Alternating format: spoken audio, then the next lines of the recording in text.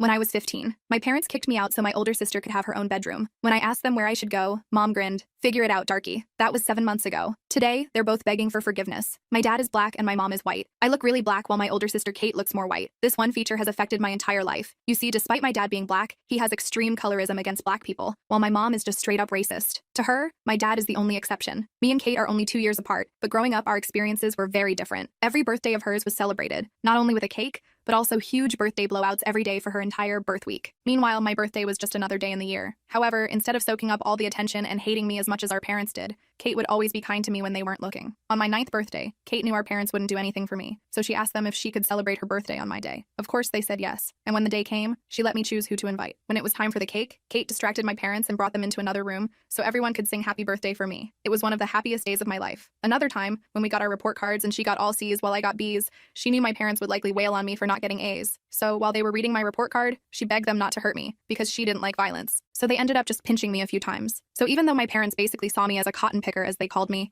I still felt lucky because Kate was always there until one day when she turned her back on me. It was her 17th birthday. I woke up to the sound of not just my mom, not just my dad, but my entire family throwing all of my belongings into boxes. Your sister said all she wants for her birthday is her own room. Sorry, is the first thing my dad said when I asked what was going on. My eyes widened, and I asked them where I was supposed to go because there were no other rooms in the house. My mom chimed in, I don't know. You have phone numbers of friends and family. Figure it out, darky. Tears filled my eyes, and I looked over at Kate, who refused to make eye contact with me. Her entire body was tense. It took almost half an hour of convincing before I finally believed it wasn't some weird prank. I immediately started to howl with a deep sadness because the one thing I was holding on to, the one ally I had in the house, had abandoned me. And even as I curled into a ball and started to rock back and forth with a loneliness that I can't describe with words, they ignored me, just kept packing. By this point, my flight or fight kicked in. I numbed my emotions before walking out and calling the only other family member I trusted, my aunt, on my dad's side. After Kate's betrayal, I had no idea what she'd say, but she immediately said I could come over and stay for as long as I needed. I didn't eat breakfast that morning, didn't even give Kate her gift, just took the boxes, ordered an Uber, and left. But on the way there, Kate called me. I was filled with hate as I saw her name pop up on the screen, but picked up anyway. I'm so sorry, please don't hate me. My eyebrows furrowed, and I went completely silent. Are you alone right now? She asked. I told her yes. Kate didn't say anything else. She just turned on FaceTime and showed me a pregnancy test, with 2 pink lines. It was hers. I gasped. Lily, I'm pregnant. I don't want to tell mom and dad yet because, well, you know how they can be, but I don't want you to be home when they find out. I thought back to the time when Kate came home with a hickey. My parents shouted at me for almost an hour, telling me how bad of an influence I was, how it was all my fault. So I understood. Kate, what can I do to help? I asked. She told me to ask for her help from our Aunt Bonnie. Suddenly, I could hear my parents walking up the stairs singing happy birthday, so I hung up. My mind was spinning. A part of me was relieved that Kate was still my best friend, but mostly, I was just worried, very worried. And when I got to my Aunt Bonnie's, my stomach twisted into a pretzel knot because she opened the door, gave me a huge smile, and hugged me super tight. I'm so happy you visited. I never told her what had happened, and clearly my parents didn't either. We were in the middle of polite introductory small talk when I just blurted it out. My parents are racist and my sister is pregnant. The second I said it, she laughed, thinking it was some sort of joke. And that's when I started bawling my eyes out. By this point, we had already taken in the boxes, so we went inside and she listened while I talked. I made her promise not to tell my parents, and she swore she wouldn't. The next hour consisted of me completely unloading everything. The racism, the favoritism, getting kicked out. She promised I would be safe with her, and held me while I cried myself to sleep. I didn't know it at the time, but Aunt Bonnie was about to make my parents pay. Me and Kate's lives were about to change forever. When I woke up the next morning on Aunt Bonnie's couch, I had that brief moment of confusion where I didn't know where I was. Then it all came rushing back. Getting kicked out, Kate's pregnancy, everything. My eyes felt swollen from crying, and my back hurt from sleeping in a weird position. I checked my phone. 3 missed calls from Kate, but nothing from my parents. Not surprising, but it still stung. I could hear Aunt Bonnie in the kitchen making breakfast. The smell of bacon and eggs filled the apartment. My stomach growled loudly. I hadn't eaten since lunch the day before. Good morning, sleepyhead, Aunt Bonnie said when I shuffled into the kitchen. She looked like she'd been up for hours already. I made you some breakfast. Eat up. We've got a lot to talk about. I sat down at her small kitchen table and started eating. The food was amazing. Or maybe I was just starving. Either way, I practically inhaled it while Aunt Bonnie sat across from me, sipping her coffee. I've been thinking about everything you told me, she said after I'd eaten about half my plate. And I need to ask you something important. Has your dad ever hit you? I almost choked on my orange juice. Nobody had ever asked me that directly before. Not like, punched me or anything, I mumbled. Just some slaps, pinches, that kind of stuff. Aunt Bonnie's face darkened. That's still abuse, Lily. And the emotional stuff, the way they treat you differently from Kate, that's abuse too. I just stared at my plate. When someone actually says it out loud like that, it hits different. I'd always known something was wrong with how my parents treated me, but hearing someone call it abuse made me feel both validated and weirdly ashamed. I'm calling your parents after breakfast, she continued. First, to tell them you're staying with me for now. Second, to let them know I'm aware of how they've been treating you. My heart started racing. But what about Kate? If you tell them you know everything, they'll realize I told you about the pregnancy. I won't mention the pregnancy, Aunt Bonnie assured me. That's Kate's news to share when she's ready, but the rest, they need to hear it. After breakfast, I called Kate back while Aunt Bonnie cleaned up. Kate answered immediately, sounding stressed out of her mind. Are you okay? Where are you? Did Aunt Bonnie let you stay? The questions came rapid fire. I told her I was fine and staying at Aunt Bonnie's place. She sounded relieved, but still anxious. I asked how she was doing and if our parents suspected anything. They don't suspect a thing, Kate said. They're too busy redecorating my room now that it's all mine. She sounded guilty saying it. Lily, I'm so sorry. I should have found another way. I wasn't completely over being hurt, but I understood why she did it. It's okay, I said. But Kate, what's your plan? You can't hide a pregnancy forever. Kate started crying softly. I don't know. I'm scared to tell them. You know how they'll react. I knew exactly how they'd react. They'd blame me somehow, even though I had nothing to do with it. They'd shame Kate, but ultimately forgive her. They'd make everything worse. What about the father? I asked. Is he in the picture? It's Tyler, Kate said. You know, from my chemistry class. His parents are super religious. If they find out, he's screwed. We both are. Tyler Williams. I knew him vaguely. Tall, quiet guy who played baseball. Not someone I would have expected Kate to date secretly. Have you thought about what you want to do? I asked carefully. Like, do you want to keep it or? I don't know yet, Kate admitted. I need time to figure it out. Can you ask Aunt Bonnie if she'll help me? Maybe I can come over and we can talk? I promised to ask Aunt Bonnie and told Kate to hang tight. Right after we hung up, I heard Aunt Bonnie on the phone in the living room. Her voice was raised,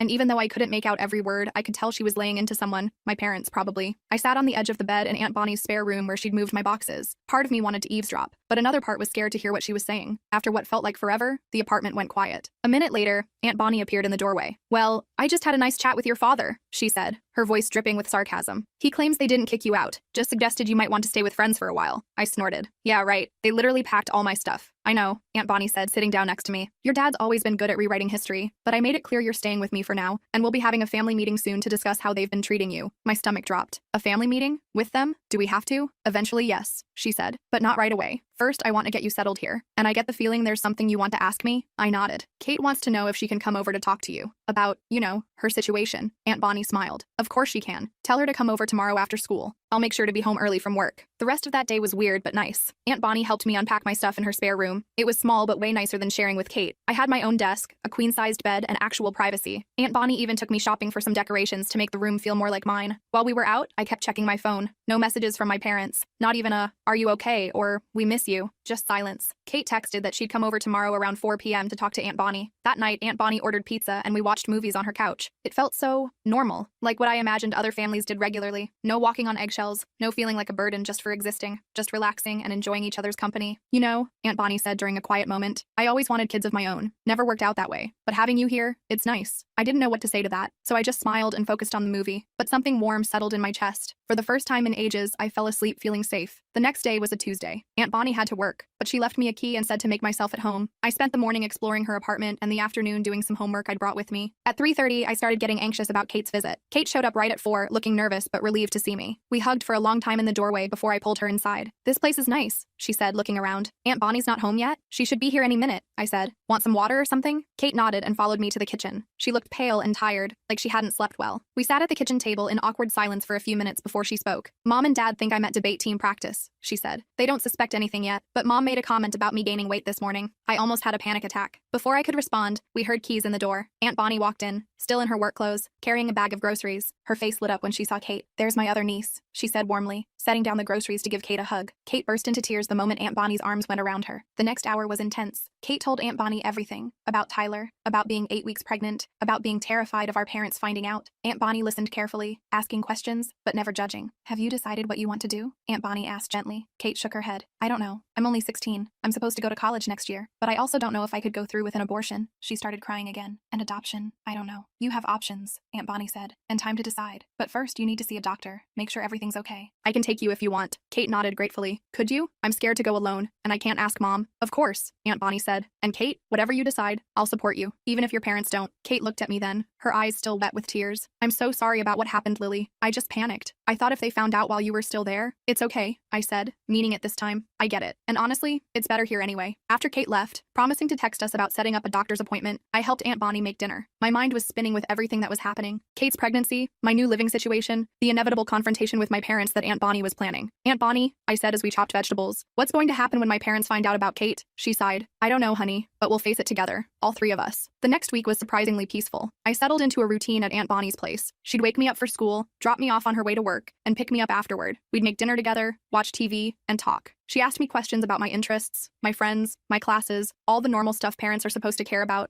but mine never did. Kate came over a few times after school, supposedly for debate team research. Aunt Bonnie took her to a doctor's appointment, confirming she was indeed about 9 weeks pregnant. Kate was still undecided about what to do, but at least now she was getting proper prenatal care in the meantime. My parents? Radio silence. Not a single call or text asking how I was. Kate said they barely mentioned me at home, like I'd just ceased to exist. It hurt, but it also confirmed what I'd always suspected. They didn't really love me the way parents are supposed to love their kids. Then on Friday evening, everything blew up. Kate called me in a panic. Mom found my prenatal vitamins, she said, her voice shaking. She put it together with me gaining weight. She knows Lily. She knows I'm pregnant. My heart sank. What happened? What did she say? She went ballistic. Kate sobbed, started screaming about how I'd ruined my life, how no decent college would accept me now, how I'd brought shame on the family. Dad came home in the middle of it and lost his mind too. I put Kate on speaker so Aunt Bonnie could hear. Are you safe? Aunt Bonnie asked immediately. I'm in my room with the door locked, Kate said, but they keep pounding on the door, demanding I come out and face the consequences of my actions. I'm scared. Aunt Bonnie grabbed her car keys. We're coming to get you. Pack a bag with essentials. You can stay here too. The drive to my parents' house was tense. Aunt Bonnie drove like a woman on a mission, her knuckles white on the steering wheel. I sat in the passenger seat, texting Kate updates on our location. She wasn't responding anymore, which made my anxiety spike. When we pulled up to the house, I felt sick to my stomach. I hadn't been back since the day they kicked me out. The porch light was on, and both my parents' cars were in the driveway. Stay in the car, Aunt Bonnie instructed as she put the car in park. No way, I protested. Kate's my sister. I'm coming with you. Aunt Bonnie looked like she wanted to argue but nodded instead. We walked up to the front door together and she rang the doorbell. The sound of shouting from inside immediately stopped. A moment later, my dad yanked the door open. His expression changed rapidly from anger to surprise to a forced smile when he saw Aunt Bonnie. Bonnie, what a surprise, he said, completely ignoring my existence beside her. What brings you by so late? Cut the crap, Marcus, Aunt Bonnie said coldly. We're here for Kate, she called us. My mom appeared behind him, her face blotchy from crying or yelling or both. This is a family matter, Bonnie. You shouldn't be involved. I am family, Aunt Bonnie shot back. And so is Lily, though you seem to have forgotten that. Where's Kate? In her room, having a teenage tantrum, my dad said dismissively. She can come out when she's ready to discuss her options rationally. The way he said options made my skin crawl. I knew exactly what option he thought was rational. Let me go get her, I said, already moving toward the stairs. My mom tried to block my path. You don't live here anymore, Lily. You can't just move, Aunt Bonnie said, her voice so authoritative that my mom actually stepped aside. I ran upstairs to Kate's room, my old room too, and knocked gently. Kate, it's me. Open up. The door cracked open, and Kate peeked out, her face streaked with tears. When she saw it was really me, she flung the door open and hugged me tight. Thank God you're here, she whispered. They've lost their minds. Dad says I have to get an abortion, or he'll throw me out. Mom keeps crying about what people at church will say. Pack your stuff, I told her. You're coming to stay with me and Aunt Bonnie. Kate nodded and quickly grabbed a duffel bag, shoving clothes and toiletries inside. I helped her pack, grabbing things she missed, her laptop charger, her favorite sweater, the stuffed bear she'd given me years ago that had somehow survived the purge of my belongings. When we came back downstairs with her bag, my parents were still arguing with Aunt Bonnie in the entryway. You can't just take her, my mom was saying. She's 16. She's still a minor. Watch me, Aunt Bonnie replied. Unless you want me to call Child Protective Services and report how you've treated both your daughters, I suggest you step aside. My dad's face turned an alarming shade of red. Is that a threat? You have no proof of anything. I have Lily's testimony, Aunt Bonnie said calmly. And now I have evidence of you trying to force Kate into a medical procedure against her will. Do you really want to test me on this, Marcus? My parents exchanged a look. For the first time in my life, I saw something like fear in their eyes. Kate can make her own decisions when she turns 18, my mom said, changing tactics. For now, she stays here where we can take care of her. Take care of her like you took care of me? I blurted out. By treating her like garbage if she doesn't do exactly what you want? My dad finally acknowledged my presence with a glare. You don't know what you're talking about. We've always provided for both of you. Providing food and shelter is the bare minimum. I shot back. You never loved me. And now that Kate's done something you don't approve of, you're treating her the same way. Kate stepped forward, clutching her bag. I'm going with Aunt Bonnie and Lily. I'll be back when you're ready to support me no matter what I decide about my baby. My mom started crying again, but it felt manipulative rather than genuine. Kate, please, think about your future. I am thinking about my future, Kate said firmly. And right now, it's not here. We walked out of the house together, my parents too shocked to physically stop us. As we drove away, I looked back to see them standing in the doorway, watching us go. They looked small and pathetic somehow, no longer the towering figures of authority they'd been in my mind for so long. The next few days were adjustment. Kate took my bed while I slept on the pull-out couch. Aunt Bonnie's small apartment felt crowded with 3 people, but also warm and safe in a way our parents' house never had. My parents called Kate's phone constantly for the first 2 days, alternating between threats and tearful pleas for her to come home. She eventually turned off her phone to get some peace. They didn't call me once. On the 3rd day, I was alone in the apartment while Aunt Bonnie was at work, and Kate was at her follow-up doctor's appointment. The doorbell rang, and when I looked through the peephole, I nearly had a heart attack. My parents were standing there, I called Aunt Bonnie immediately. They're here, I whispered into the phone. Mom and Dad are at the door. Don't let them in, she said firmly. I'm leaving work now. I'll be there in 20 minutes. The doorbell rang again, followed by pounding. Lily, we know you're in there, my dad shouted. Open this door right now. I stayed quiet, hoping they'd give up and leave. They didn't. After a few minutes, I heard a key in the lock. The door swung open, revealing my parents. My dad was holding a key. Aunt Bonnie gave us a spare key once when she went on vacation, he explained, his voice calmer now. In case of an emergency with her plants and mail, I backed away from them. This isn't an emergency. You need to leave. My mom stepped inside, looking around the apartment. Where's Kate? We need to talk to her. She's not here, I said truthfully. And I already called Aunt Bonnie. She's on her way home. My dad sighed heavily. Lily, this has gone far enough. You've made your point. But Kate needs to come home now. She's still a minor, and what Bonnie's doing could be considered kidnapping. She didn't kidnap anyone, I snapped. Kate chose to leave because you were forcing her to get an abortion. We weren't forcing her, my mom said, though her eyes slid away from mine. We were just trying to help her see the right choice. The right choice according to who? You? I was furious now. It's her body, her baby, her choice. My dad took a step toward me, and I instinctively stepped back. Something flashed in his eyes. Hurt, maybe, that I was afraid of him. Good. He should feel bad. This isn't about you, Lily, he said. You always make everything about yourself. I couldn't believe what I was hearing. Are you serious right now? You kicked me out of the house for Kate's birthday. You've treated me like I'm nothing my entire life. And now you have the nerve to say I make everything about myself? Before they could respond, the apartment door flew open again. Aunt Bonnie stood there looking furious. Behind her was Kate, her face pale with shock at seeing our parents. Get out of my apartment, Aunt Bonnie said to my parents, her voice deadly calm. Not without Kate, my dad replied, turning to look at my sister. Come on, Kate. This has gone on long enough. Come home where you belong. Kate moved to stand beside me and Aunt Bonnie. I'm not going anywhere with you. Not until you accept that this is my decision to make. My mom started crying again. Kate, please. We just want what's best for you. No, you want what's easiest for you, Kate shot back. What's best for your reputation. You don't care about what I want or need. That's not true, my dad protested. We love you. Like you love Lily? Kate asked pointedly. That shut them up. They looked at me, then at each other, clearly not knowing how to respond. Aunt Bonnie stepped forward.